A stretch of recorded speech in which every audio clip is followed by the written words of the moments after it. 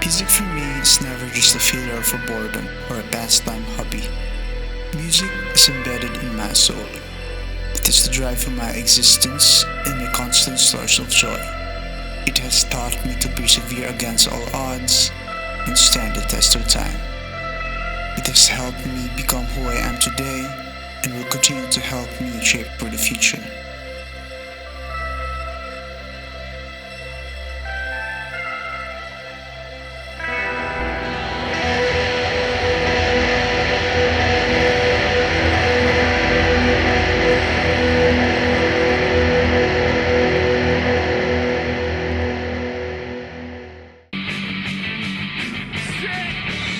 We are the losers, the outcasts and the sinners. We are the losers and the outcasts and the sinners. We are the losers and the outcasts and the sinners. We are the losers and the outcasts and the sinners. We are the losers and the outcasts and the sinners. We are the losers. Yeah, right.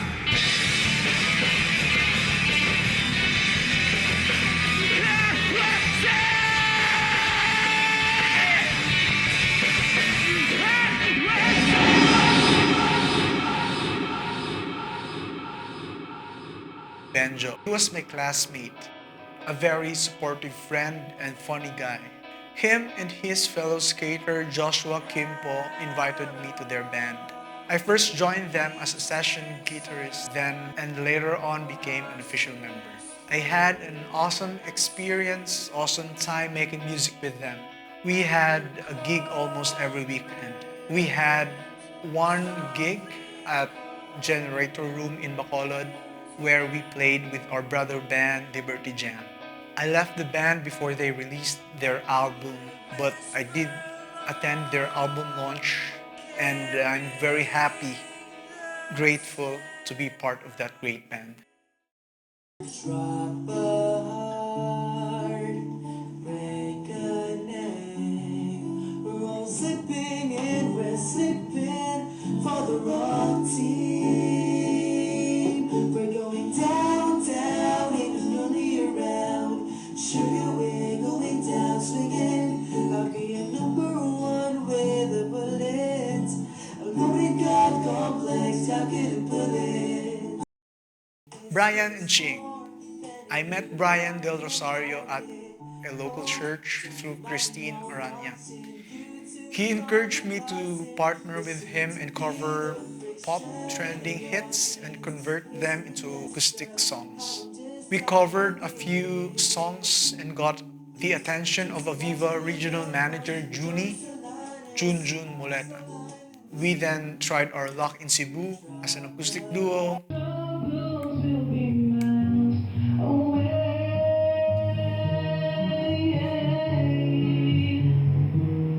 We also played front acts for Viva artists in Manila, like Sam Pinto and Sam Concepcion, among others.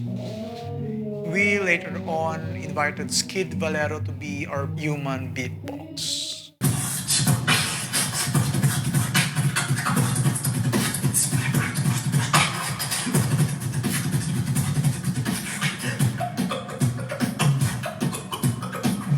We met the big bosses and auditioned at Resorts World for our regular stint. It actually felt like we were drawing near to accomplish our goal of being successful, but on the other side of the coin, I was starting to discover the dark side of show business, which led my decision to leave the group and pursue my nursing career.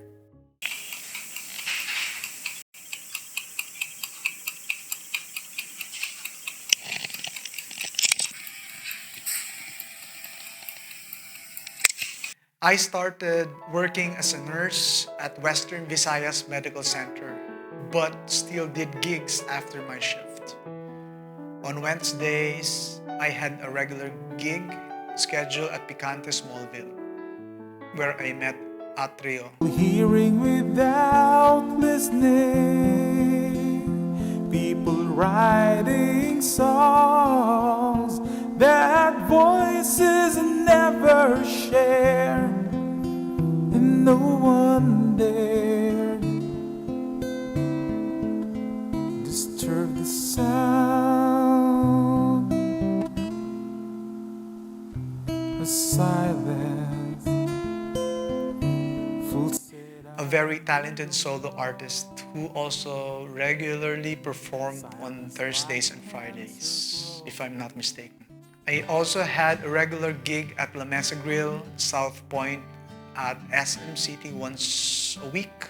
I was doing so many gigs here and there, but somehow still managed to show up for work the next morning. Back then, as I was starting out as a solo artist, I didn't really have the guts or the confidence to perform alone after so many years of being in a band. And so, I took it as a challenge to improve myself and use the time to learn both old and new songs. Fuel.ph. It was just a regular coffee shop for some, but for me, it was more than that. It was a community who encouraged one another to pursue their passion. It left a mark on me to push harder. My friends and I often went there when we had spare time. They even held an acoustic event for me and Herbert Habakon. It was a haven for all kinds of artists where they could share and promote their art in any way. One time, I performed during Earth Hour at the car park of SM City, together with John Pio Quinto.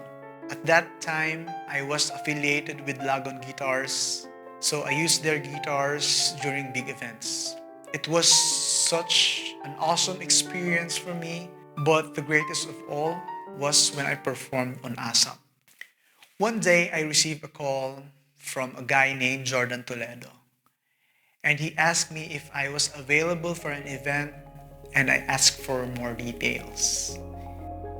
He told me that I would be performing with famous artists. It was Young JV and Yang Constantino.